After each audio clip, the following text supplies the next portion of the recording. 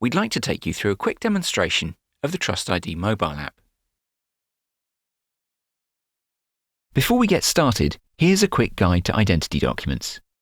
Nearly all passports, UK visas, identity cards and biometric residence permits have a machine-readable zone, or MRZ, containing information about the document holder. On passports and visas, this is normally 2 lines, and on European ID cards this can be 2 or 3 lines depending on which country the card is from. Biometric residence permits have 3 lines and are treated and processed as ID cards by the app. Documents which have this symbol are known as biometric documents, and these have a chip containing a copy of the machine-readable zone information and the holder's photograph. The app reads and validates the machine-readable zone, and, depending on the type of phone you have, it can also validate the chip in biometric documents. Start by tapping the New Applicant button on the application's home screen. Then choose the Scan and Photo button. There are 3 main types of ID which can be validated: passports, visas, and ID cards. We'll choose a passport. You need to ensure the whole document is visible. There are 2 lines of chevrons on either side of the screen to help with lining up the code line. Hold the document steady and wait for 4 green lights to appear on either side of the screen. This normally happens within a couple of seconds, but bear in mind that reflections and shadows will make it hard or impossible for the app to register all the information it needs. If the app isn't able to capture a good enough shot within 30 seconds or so, you'll get the option to either keep trying, go back to the menu, or enter the details manually. You'll now see the details which have been scanned, and the app will tell you if the document has passed the validation checks. If your device has an NFC reader, it will also at this point be able to read data from the biometric chip, if there is one, to perform additional tests.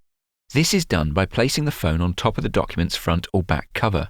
If your phone struggles to detect the chip, try opening the passport and scanning from the inside. A bleep will signify the scan is in progress, and then the information will appear on screen. Biometric chips are also sometimes embedded in EU ID cards and biometric residence permits, as well as passports. Currently, this feature is not available on Apple devices. Once you've reviewed the information, hit Save and you'll be asked to compare and confirm that the photo on the document matches the person who presented it. The process for scanning visas is the same.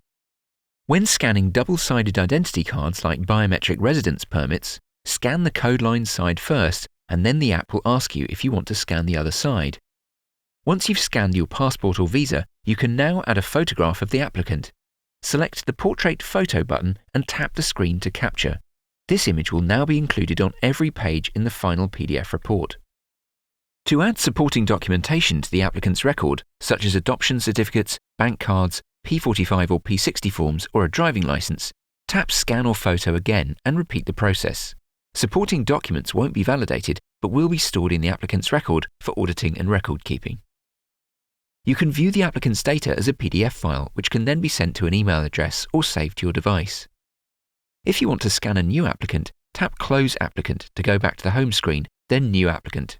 To open a previous applicant's details, select Open Applicant on this page and tap the applicant's name. If you'd like more information, please get in touch.